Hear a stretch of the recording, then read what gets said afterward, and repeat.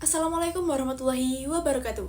Yang terhormat Ibu Ika Kurniasari SPD MPD selaku dosen pengampu mata kuliah teori belajar. Mohon izin saya untuk memperkenalkan diri. Perkenalkan, nama saya Berta Sofi Eka Wardani dengan NIM 23030174035 dari kelas PM 2023U Program Studi Pendidikan Matematika. Pada kesempatan kali ini saya akan menjelaskan mengenai teori sosial.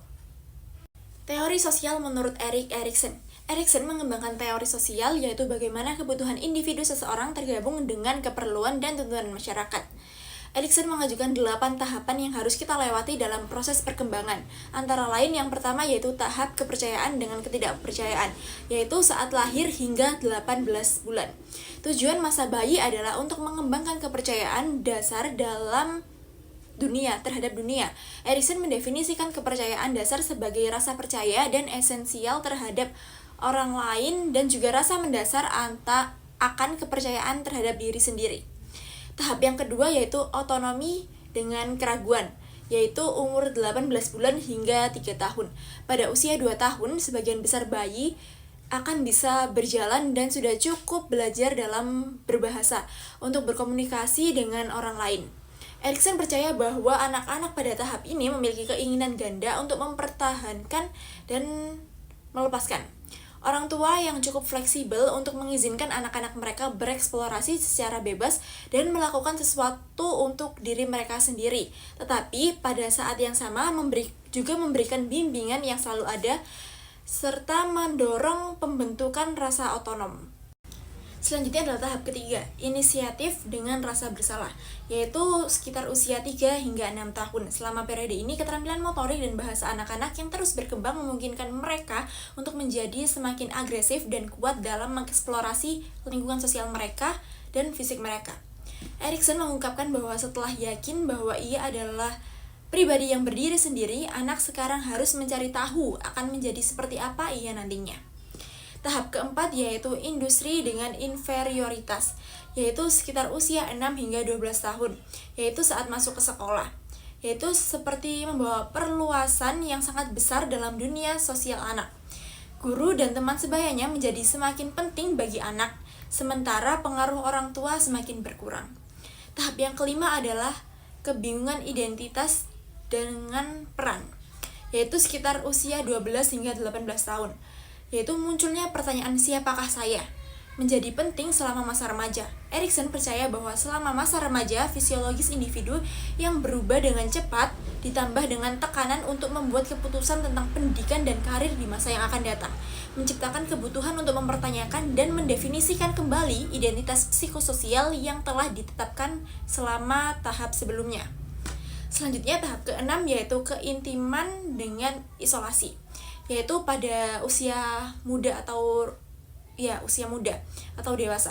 Setelah kaum muda mengetahui siapa mereka dan mau kemana mereka akan pergi, tahap ini ditetapkan untuk berbagi kehidupan mereka dengan orang lain. Selanjutnya tahap ketujuh yaitu generativitas dengan penyerapan diri, yaitu pada usia dewasa madya, yaitu adalah ketertarikan untuk membangun dan membimbing generasi berikutnya. Biasanya orang mencapai generativitas dengan membesarkan anak-anak mereka sendiri. Namun krisis pada tahap ini juga dapat diselesaikan dengan melalui bentuk-bentuk produktivitas dan kreativitas lainnya seperti mengajar. Lalu tahapan terakhir yaitu tahapan ke-8, integritas dengan keputusasaan, yaitu biasanya ada di dewasa akhir. Pada tahap ini perkembangan psikososial seseorang kembali ke belakang selama masa hidupnya, yaitu menyelesaikan krisis identitas terakhirnya. Selanjutnya adalah bagaimana anak berkembang secara sosial dan emosional. Yang pertama adalah perkembangan sosial emosional selama tahun prasekolah. Kehidupan sosial seorang anak kecil berkembang dengan cara yang relatif dapat diprediksi. Teori Erik Erikson tentang perkembangan pribadi dan sosial menunjukkan bahwa selama tahun-tahun prasekolah, anak-anak harus menyelesaikan krisis kepribadian berupa inisiatif dengan rasa bersalah. Adapun beberapa faktornya, yaitu yang pertama adalah hubungan dengan teman sebaya yang baik, yang kedua adalah bermain, interaksi yang terjadi selama bermain. Yang ketiga adalah perilaku proposial, adalah tindakan sukarela terhadap orang lain seperti halnya kita berbuat yang baik-baik, seperti halnya peduli maupun kerjasama. Lalu selanjutnya yang kedua adalah perkembangan sosial emosional selama tahun dasar. Pada saat anak-anak memasuki sekolah dasar, mereka telah mengembangkan keterampilan berpikir mereka, bertindak, dan pengaruh sosial yang lebih kompleks lagi. Adapun aspek-aspeknya yaitu yang pertama adalah konsep diri dan harga diri, yang merupakan aspek perkembangan anak yang dipengaruhi oleh pengalaman di lingkungan dan juga teman sebayanya. Yang kedua adalah meningkatnya pentingnya rekan. Anak-anak belajar bagaimana sih memilih dan membentuk sikap dan nilai pada diri mereka sendiri. Yang ketiga adalah persahabatan di masa kecil, merupakan hubungan sosial utama antara teman sebaya yang didasarkan pada sikap saling mendukung, peduli, setia, dan juga saling memberi maupun menerima. Yang keempat adalah penerimaan teman, salah satu aspek penting dari hubungan teman sebaya di masa anak-anak hingga pertengahan adalah penerimaan teman sebaya. Yang ketiga adalah perkembangan sosial emosional selama masa sekolah menengah dan tahun sekolah menengah. Pada masa remaja, anak juga mengalami perubahan signifikan dalam kehidupan sosial dan emosionalnya.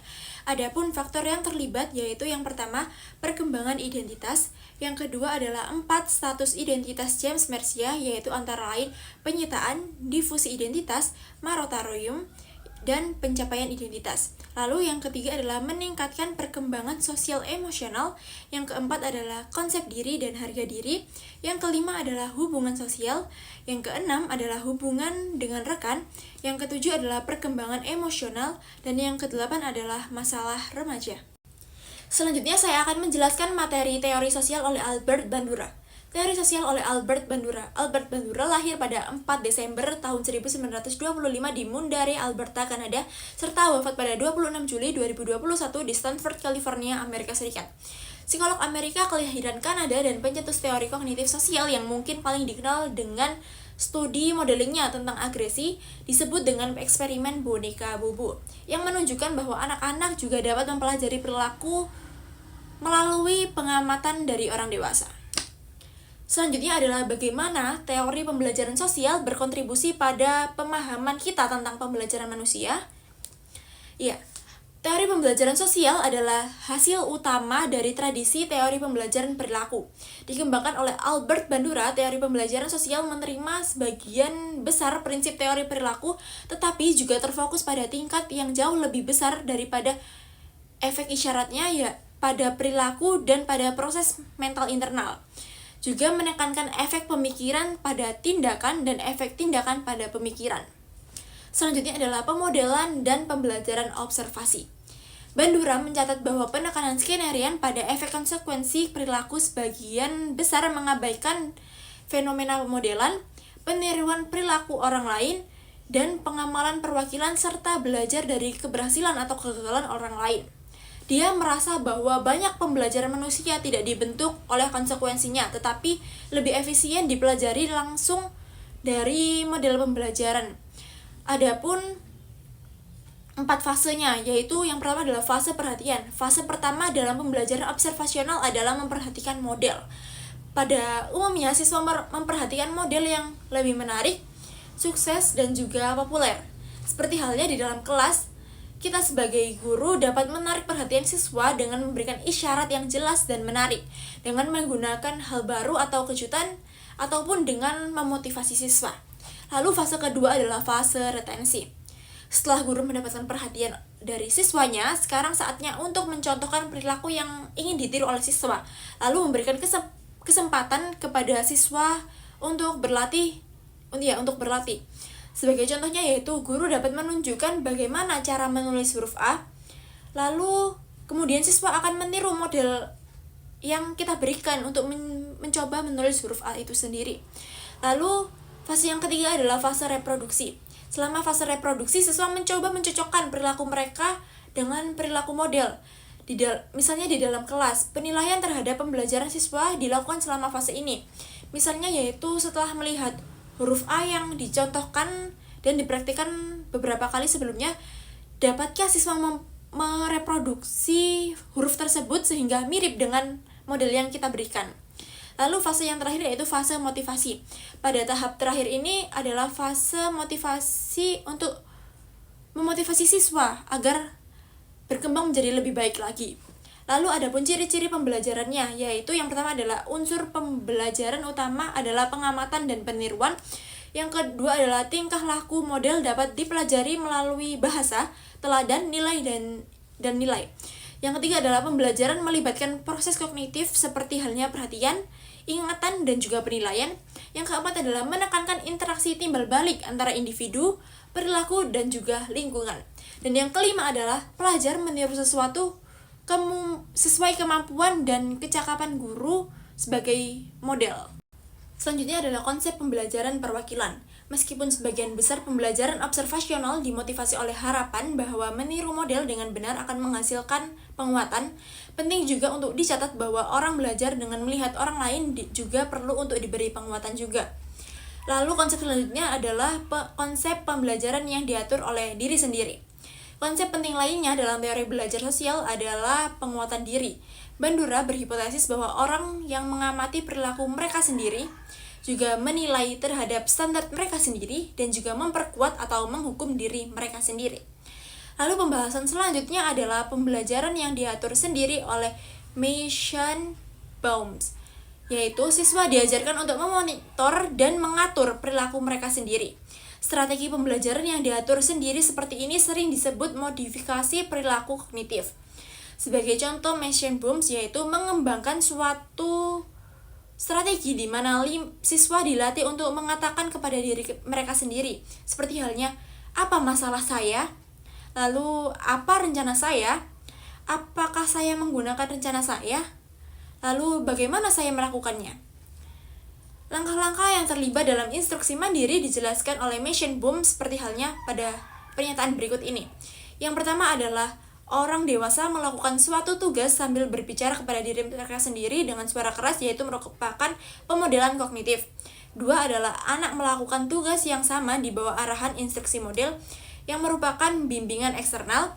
Yang ketiga adalah anak melakukan tugas sambil menginstruksi diri sendiri dengan suara keras, yang merupakan bimbingan diri secara terbuka.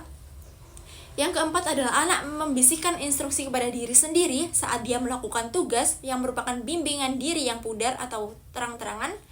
Yang kelima adalah anak melakukan tugas sambil memandu kinerjanya melalui ucapan pribadi. Lalu selanjutnya adalah formulir penyelesaian tugas. Bertujuan untuk meningkatkan kesadaran diri terhadap proses pelaksanaan tugas, seperti halnya langkah apa saja yang telah saya lakukan, kemajuan apa yang telah saya capai, hal apa yang perlu diperbaiki. Dengan mengisi lembaran tersebut, individu melakukan self-monitoring dan self-evaluation atas pelaksanaan tugasnya. Hal ini membantu menggambarkan self-interaction. Lalu selanjutnya adalah penguatan diri atau self-transformation. Dalam self-instruction training, self-transformation dipandang sebagai hal penting untuk membentuk tingkah laku yang diinginkan. Self-transformation berperan dalam memperkuat tingkah laku. Jadi kesimpulannya, teori belajar sosial didasarkan pada pengakuan akan pentingnya pembelajaran observasional dan juga pembelajaran yang diatur sendiri. Bandura mencatat bahwa belajar melalui pemodelan secara langsung ataupun perwakilan melibatkan 4 fase, yaitu memperhatikan, mempertahankan perilaku yang dimodelkan, mereproduksi perilaku, dan juga termotivasi untuk mengulang perilaku. Bandura mengusulkan bahwa siswa harus diajarkan untuk memiliki harapan untuk penampilan mereka sendiri dan untuk memperkuat diri mereka sendiri. Menckenbaum mengusulkan langkah-langkah untuk pembelajaran yang diatur sendiri yang mewakili bentuk modifikasi perilaku kognitif. Ya, mungkin seperti itu yang dapat saya sampaikan. Sekian yang dapat saya sampaikan, mohon maaf apabila ada salah dan kurangnya. Sekian, terima kasih. Wassalamualaikum warahmatullahi wabarakatuh.